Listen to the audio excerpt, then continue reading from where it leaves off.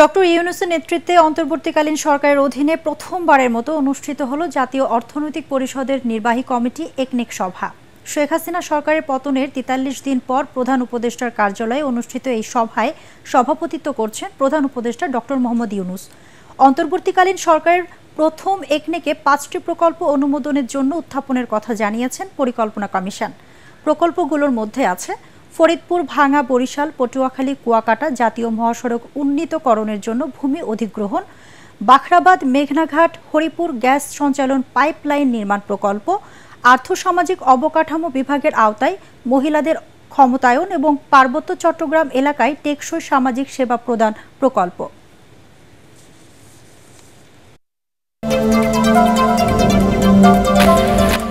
একপেশে ও জনগণের অংশগ্রহণবিহীন নির্বাচন অনুষ্ঠান ও অনির্বাচিত ব্যক্তিদের সংসদ সদস্য করার অভিযোগে সাবেক প্রধান নির্বাচন কমিশনার কাজী হাবিবুল আওয়াল, KM নুরুল হুদা ও কাজী রকিব উদ্দিন আহমেদের নেতৃত্বাধীন নির্বাচন কমিশন সহ 18 জনের বিরুদ্ধে চট্টগ্রামের আদালতে মামলা হয়েছে।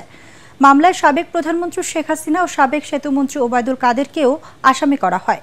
চট্টগ্রামের মুখ্য মহানগর হাকিমের আদালতে মামলাটি দায়ের করেন মহানগর বিএনপির সাবেক নেতা মোহাম্মদ একরামুল করিম। এ সময় মেট্রোপলিটন পুলিশকে তদন্ত করে প্রতিবেদন দিতে নির্দেশ দেন আদালত।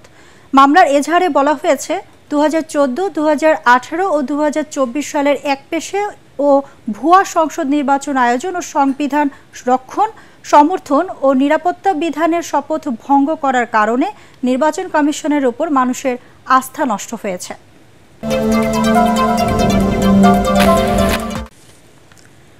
প্রতিবেশী দেশের পক্ষ থেকে বাংলাদেশের মানুষের উপর কোনো অন্যায় অত্যাচার হলে পাল্টা জবাব দেওয়া হবে বলে জানিয়েছেন বিএনপির মহাসচিব মির্জা ফখরুল ইসলাম আলমগীর। গণহত্যার দায়ে শেখ হাসিনা ও তাদের দোসরদের বিচারের দাবিতে ঠাকুরগাঁওয়ে হরিপুর উপজেলা বিএনপি আয়োজিত জনসভায় প্রতিবেশী দেশের স্বার্থ ও সম্প্রীতি বজায় রাখার আহ্বান জানান তিনি। ফখরুল বলেন, আওয়ামী লীগ তার অপকর্মের ফল ভোগ করছে। দেশের মানুষের বিরুদ্ধে অবস্থান নিয়ে আজ দেশ ছাড়া হয়েছেন। সনাতনী ধর্মাবলম্বী মানুষ এই দেশের আমানত, তাদের রক্ষায় সকলকে ঐক্যবদ্ধ থাকার আহ্বান জানান বিএনপি মহাসচিব।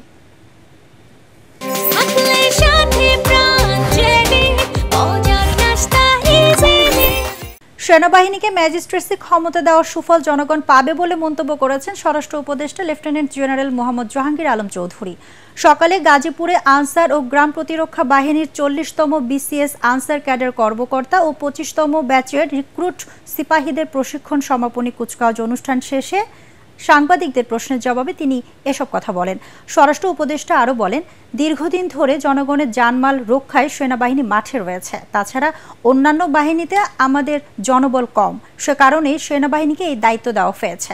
কুচকাওয়াজ অনুষ্ঠানে আরও উপস্থিত ছিলেন স্বরাষ্ট্র মন্ত্রণালয়ের জননিরাপত্তা বিভাগের সিনিয়র সচিব ডক্টর মোহাম্মদ আব্দুল মোমেন, আনসার ও গ্রাম প্রতিরক্ষা বাহিনীর মহাপরিচালক মেজর জেনারেল আব্দুল মোতালেব সাজ্জাদ মাহমুদ সহ অন্যান্যরা।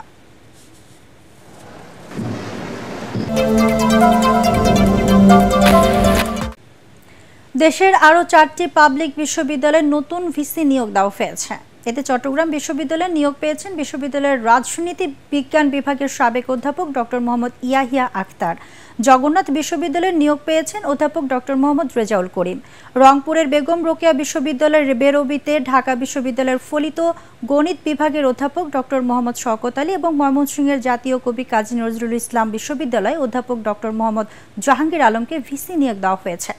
রাষ্ট্রপতির আদেশক্রমে এসব প্রজ্ঞাপনে সই করেছেন শিক্ষা মন্ত্রণালয়ের উপসচিব মোহাম্মদ শাহিনুর ইসলাম।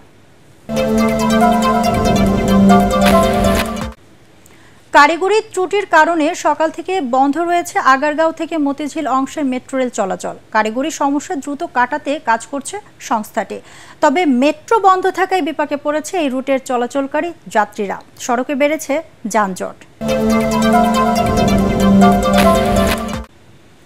আগামী 3 কর্মদিবসের মধ্যে ফিজিওথেরাপি চিকিৎসকদের চাকুরি প্রথম শ্রেণীতে উত্তীর্ণ করা সহ 2 দফা দাবি না মানলে কঠোর কর্মসূচি দেওয়ার ঘোষণা দিয়েছেন আন্দোলনকারীরা। রাজধানীর মহাখালীতে স্বাস্থ্য অধিদপ্তরের মহাপরিচালকের সাথে বৈঠক শেষে এই ঘোষণা দেন ফিজিওথেরাপি শিক্ষার্থীরা।